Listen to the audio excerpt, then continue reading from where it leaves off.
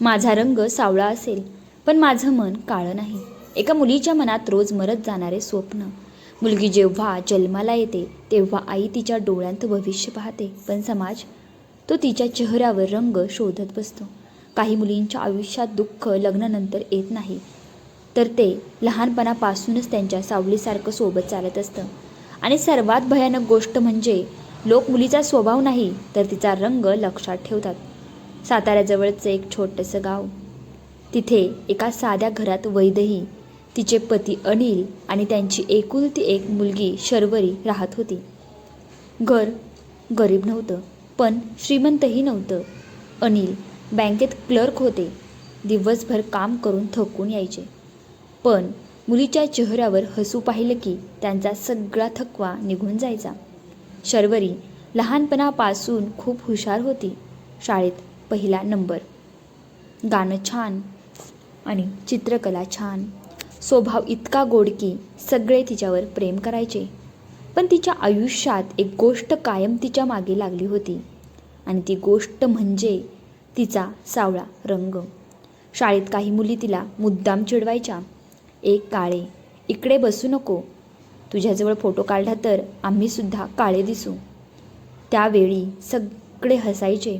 शर्वरीसुद्धा वरून हसायची, पण घरी आल्यावर बाथरूममध्ये जाऊन ती रडायची.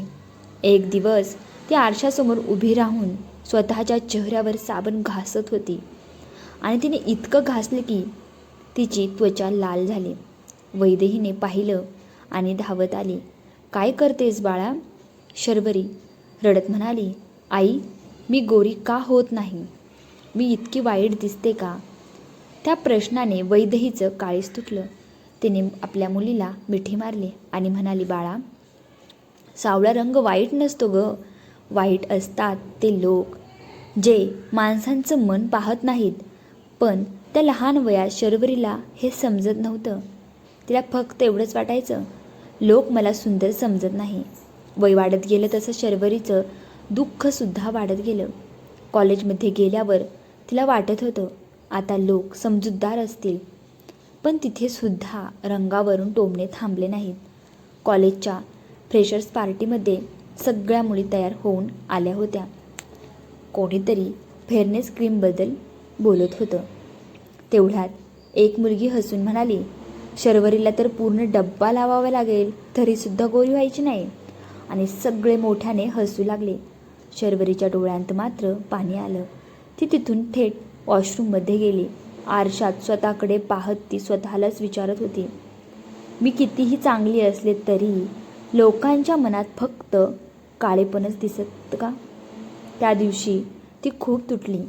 घरी आल्यावर तिने स्वतःचे फोटो मोबाईलमधून डिलीट केले. हळूहळू ती लोकांमध्ये जाणं कमी करू लागली. लग्न समारंभात फोटो, फंक्शन सगळं ती टाळू लागली. एक दिवस वैदेहीने मुलीला शांत बसलेलं पाहिलं. ती तिच्याजवळ बसली आणि तिला प्रेमाने म्हणाली, बाळा, तुला माहिती आहे का, माझ्या बाबतीतही असंच झालं होतं. शर्वरी आश्चर्याने आईकडे पाहू लागली. वैदेही हलकसं हसली. जेव्हा माझं लग्न ठरत होतं ना, तेव्हाही लोकांनी माझ्या रंगावरून खूप बोललं होतं.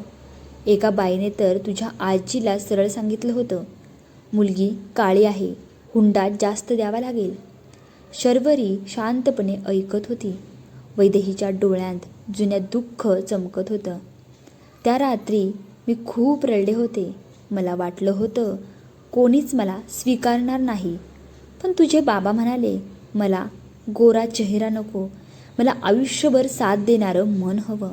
हे बोलताना वैदेहीच्या डोळ्यांत प्रेम होतं, आणि त्या एका वाक्यामुळे ती स्वतःवर प्रेम करायला शिकले. शर्वरी आईकडे पाहत राहिली आणि पहिल्यांदाच तिला जाणवलं, आई इतकी मजबूत का आहे. काही वर्षांनी शर्वरीसाठी समीरचं स्थळ आलं. समीर CA होता. मोठ्या कंपनीत नोकरी, शिकलेला आणि खूप हुशार, आणि बोलण्यातसुद्धा खूप गोड. त्याने शर्वरीचा फोटो पाहून शर्वरीसाठी लगेच होकार दिला. हे ऐकून घरात आनंद पसरला. शर्वरीच्या मनात सुद्धा आशा निर्माण झाली. दोघांचं फोनवर बोलणं सुरू झालं. समीर तिला म्हणायचा, तुझा आवाज खूप शांत वाटतो. तू बाकी मुलींपेक्षा खूप वेगळी आहेस. हे ऐकून शर्वरीच्या चेहऱ्यावर अनेक दिवसांनी हसू आलं. तिला पहिल्यांदाच वाटलं, कुणीतरी माझ्या मनावर प्रेम करते. लग्नाचा दिवस उजाडला. संपूर्ण हॉल फुलांनी सजला होता. सनईचे सूर, नातेवाईकांची धावपळ, सगळं आनंदाचं वातावरण. शर्वरी नवरीच्या वेशात खूप सुंदर दिसत होती. तिच्या डोळ्यात नवीन आयुष्याची स्वप्न होती. वैदेही दूर उभी राहून मुलीकडे पाहत होती. तिच्या डोळ्यात आनंदाश्रू होते. ती म्हणाली, देवा, माझ्या मुलीला आता तरी सुख दे. मंडपात विधी सुरू होणार इतक्यात अचानक समीरची आई रेखाताई उभ्या राहिल्या. त्यांचा आवाज संपूर्ण हॉलमध्ये घुमला. ती म्हणाली, थांबा. क्षणात सगळीकडे शांतता पसरली. त्या मोठ्याने म्हणाल्या, आधी 50 लाख रुपये द्या, मगच पुढचे विधी होतील. संपूर्ण हॉल शांत झाला. अनिल हादरले. पण एवढे पैसे? रेखाताई तिरस्काराने म्हणाल्या, आमचा मुलगा CA आहे. तो लाखोंमध्ये कमावतो. आणि तुमची मुलगी? काळी सावळी. तिच्यासारख्या मुलीसोबत लग्न करतोय माझा मुलगा, आणि हेच मोठं आहे. हे शब्द ऐकताच शर्वरीच्या डोळ्यांतून अश्रू वाहू लागले.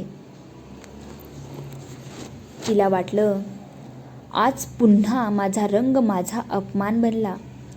तेवढ्यात शांत बसलेली वैदेही उठली. तिच्या डोळ्यात अश्रू होते, पण आवाजात आग होती. ती रेखाताईंना म्हणाली, म्हणजे तुम्ही तुमच्या मुलाला शिक्षण यासाठी दिलं की आज त्याचा बाजार मांडू शकाल? क्षणात संपूर्ण हॉल शांत झाला. रेखाताई रागाने थरथरू लागल्या. त्यांना शब्द फुटेना. तुमची हिंमत कशी झाली? वैदेही पुढे आली. हिंमत एका आईची आहे, जी तिच्या मुलीचा अपमान सहन करू शकत नाही. लक्षात ठेवा. तिने शर्वरीचा हात हातात घेतला. हो, माझ्या मुलीचा रंग सावळा आहे, पण तिचं मन स्वच्छ आहे. आणि एक गोष्ट लक्षात ठेवा, गोरा चेहरा 4 दिवस चमकतो, पण चांगला स्वभाव आयुष्यभर मनात राहतो. संपूर्ण हॉलमध्ये टाळ्यांचा आवाज घुमला. अनेक महिलांच्या डोळ्यात पाणी आलं. त्या दिवशी पहिल्यांदा शर्वरीला स्वतःचा अभिमान वाटला. कारण तिची आई तिच्यासाठी संपूर्ण जगासमोर उभी राहिली होती. मित्रांनो, शर्वरीची आई जे वागली, ही छोटीशी स्टोरी तुम्हाला कशी वाटली ते कमेंट करून मला नक्की सांगायचं आहे. आणि या स्टोरी बाबतीचं तुमचं मत काय आहे तेही मला कमेंट करून सांगायचं आहे. आणि जर तुम्हाला व्हिडिओ आवडला असेल तर नक्की व्हिडिओला लाईक करा. चॅनलवर नवीन असेल तर नक्की चॅनलला सबस्क्राईब करा. भेटूया आपण अशाच नवीन व्हिडिओमध्ये. तोपर्यंत सर्वांना माझ्याकडून नमस्कार.